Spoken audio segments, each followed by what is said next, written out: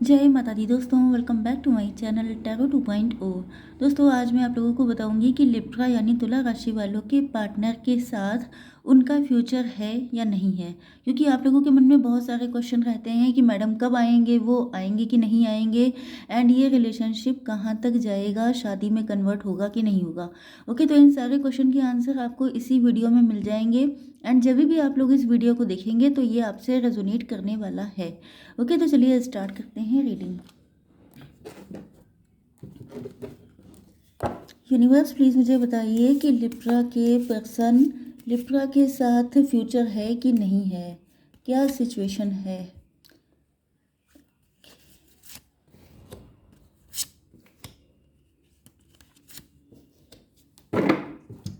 Confusion बहुत लोगों को है एंड यूनिवर्स प्लीज़ मुझे गाइड कीजिए कि लिब्रा के पर्सन के साथ लिब्रा का फ्यूचर है या नहीं है। ये रिलेशनशिप शादी तक जाएगा या नहीं जाएगा। अगर आप लोग मैरिड हैं तो तब भी क्या फ्यूचर है। ओके, यूनिवर्स प्लीज़ मुझे बताइए कि लिब्रा के पर्सन के साथ उनका क्या फ्यूचर है। What is the future of this relationship.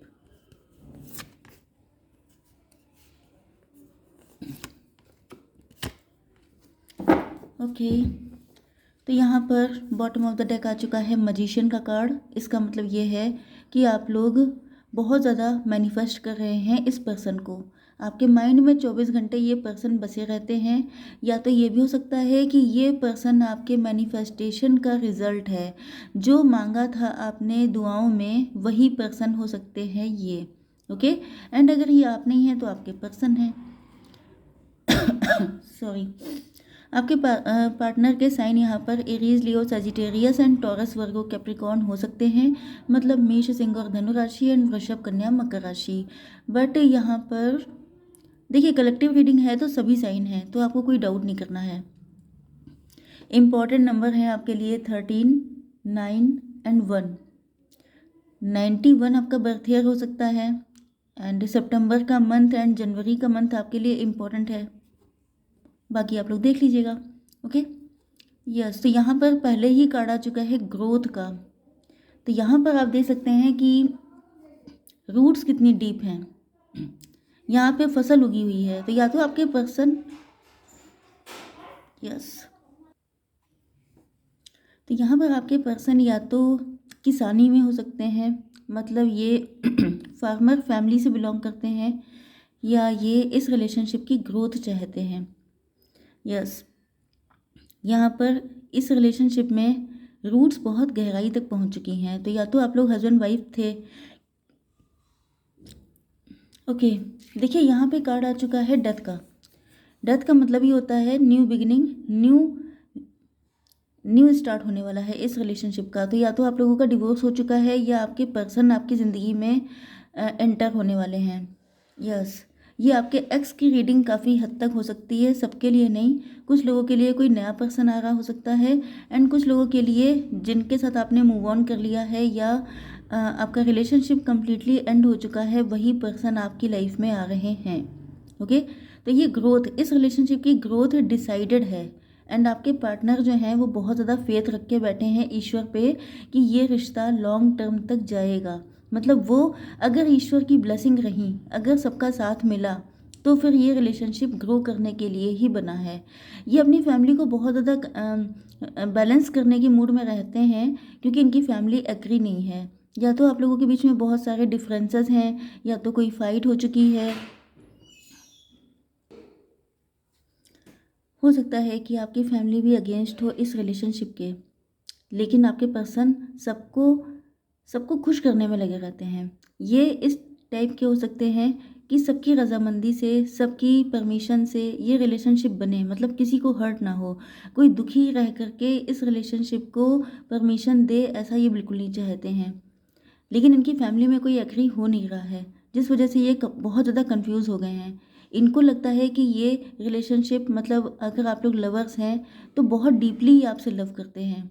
इसी वजह से ईश्वर पे भी ट्रस्ट रखे हैं कि एक ना एक दिन इनकी फैमिली मान जाएगी। लेकिन यहाँ पर इनको ऐसा कुछ होते हुए दिखाई नहीं पड़ रहा है। यस, 17 नंबर आपके लिए इम्पोर्टेंट हो सकता है। तो यहाँ पर इस वक्त ये साइलेंस है। आप लोगों के रिलेशनशिप में भी कम्प्लीटली साइलेंट माहौल हो सकता है, ना आप उनसे बोल रहे हैं ना वो आपसे बोल रहे हैं। एंड आपके पर्सन इस साइलेंस वाले माहौल में बहुत ज़्यादा इनको इंट्यूशन इनकी वर्क कर रही है, कहीं ना कहीं आपसे इंट्यूटिवली कनेक्ट हैं ये। यस, बहुत सारी चीज़ों को समझ रहे हैं, बहुत सारी चीज़ों को एनालाइज कर रहे हैं एंड रास्ता ढूंढ रहे हैं कि आखिर क्या हो सकता है जिससे ये रिलेशनशिप आगे तक जाए। यस, 14 नंबर आपके लिए इम्पोर्टेंट है। इंटीग्रेशन का कार्ड आ गया है। तो आप लोग यिन एंड यांग हो सकते हैं, आप लोग एक दूसरे से जस्ट अपोजिट हो सकते हैं, ब्लैक एंड वाइट कपल हो सकता है आपका। एंड आप इनसे जिस तरीके से मिले हैं, इनको बहुत अनयूजुअल वे हो सकता है, जैसे कि ये मैरिड से किसी से, आप कम्प्लीटली सिंगल हैं। ये आप लोगों के बीच में एज गैप हो सकता है, इनका नेचर बिल्कुल डिफरेंट है, आप बिल्कुल अलग हैं। या ऐसा भी रिलेशनशिप हो सकता है जो सोशली एक्सेप्टेड ना हो। तो यहाँ पर ये जो सिचुएशन है, मतलब जिन हालातों में आप लोगों का कनेक्शन बना है, उसको देख करके आपके पर्सन को लगता है कि ये डिवाइन की मर्जी है। भले ही आप लोग एक दूसरे से दूर भागते रहे हैं या आपको लगता था कि बहुत मुश्किल है कि यूनियन हो पाए, लेकिन फिर भी ये चला है। ओके, अब ये अपनी फैमिली में बैलेंस बना नहीं पाए हैं, जिस वजह से आपने इनको आउटसाइडर जैसी फीलिंग देना स्टार्ट कर दिया है। आपने या तो खुद ही आप ही ने मूव ऑन कर लिया है, आपका इंटरेस्ट ख़त्म हो गया है, या फिर इन्होंने ही आपसे कनेक्शन कट कर लिया था, क्योंकि इनको लगने लगा कि फैमिली एग्री नहीं होगी तो फिर ये नहीं आएंगे, क्योंकि मैंने बताया था कि ये किसी को नाराज़ करके इस रिलेशनशिप को नहीं चाहते हैं। बट अब आपकी तरफ से भी इनको आउटसाइडर जैसी फीलिंग आने लगी है। मतलब होता क्या है कि जब कोई इंसान खुद किसी को छोड़ता है तो उसे बुरा नहीं लगता है, लेकिन जब दूसरा पर्सन छोड़ देता है तो उसे बहुत ज़्यादा खटकता है।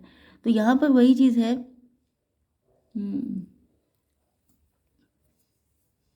अब देखिए, यहाँ पर ये जो कार्ड है इंटीग्रेशन का, यहाँ पर मैंने पहले कभी नोटिस ही नहीं किया। ये जो कान में, ये जो लेडी है, ये जो कान में इयररिंग्स पहने हैं, यहाँ पे सन है, यहाँ पर मून है। इसका मतलब आप दोनों जस्ट अपोजिट हैं। ओके, आपके पार्टनर सुबह जल्दी उठने वाले हो सकते हैं, आप रात को देर तक जगने वाले हो सकते हैं।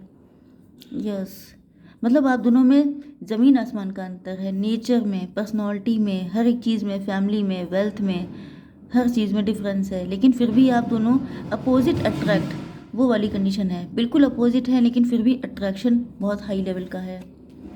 यस, यहाँ पे जो थर्ड पार्टी है, अब थर्ड पार्टी इनकी फैमिली भी हो सकती है, कोई एक पर्सन भी हो सकता है।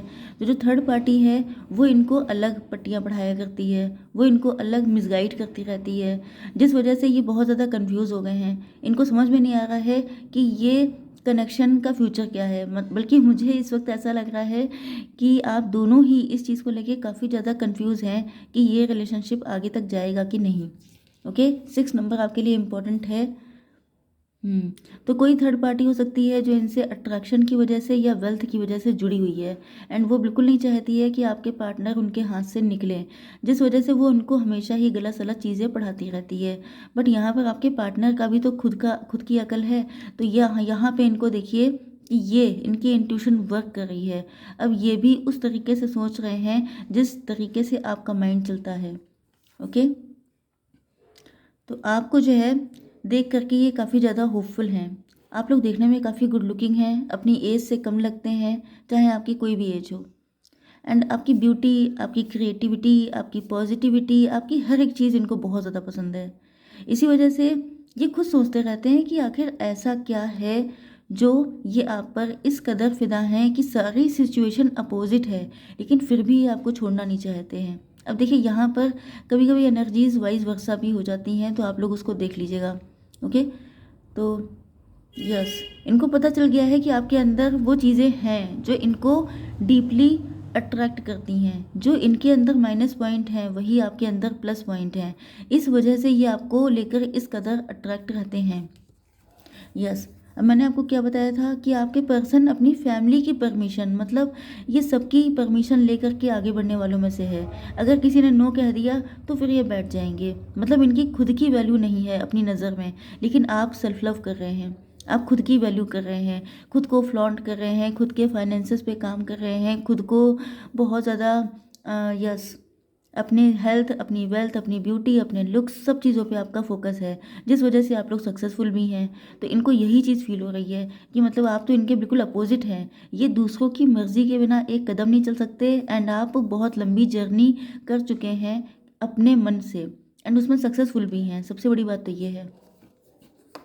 तो यहाँ पर 9 नंबर, 7 नंबर आपके लिए इम्पोर्टेंट हो सकता है। 97, 79 आपका बर्थ ईयर हो सकता है। यस, जुलाई मंथ आपके लिए इम्पोर्टेंट हो सकता है। मई का मंथ।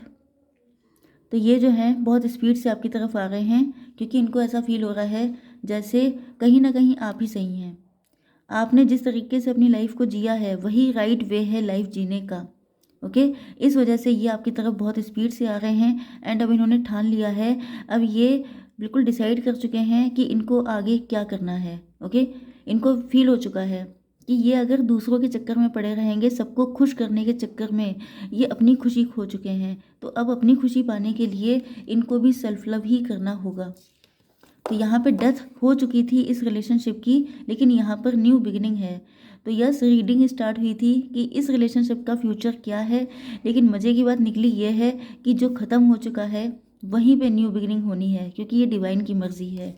ओके, तो यहाँ पर आप दोनों एक दूसरे को मैनिफेस्ट कर रहे हो सकते हैं। भले ही ये रिश्ता ख़त्म हो गया है, लेकिन ख़त्म होकर के भी कभी ना ख़त्म होने वाली स्टोरी हो सकती है ये, क्योंकि यहाँ पर लव म्यूचुअल है। आप दोनों एक दूसरे से लव करते हैं डीप डाउन।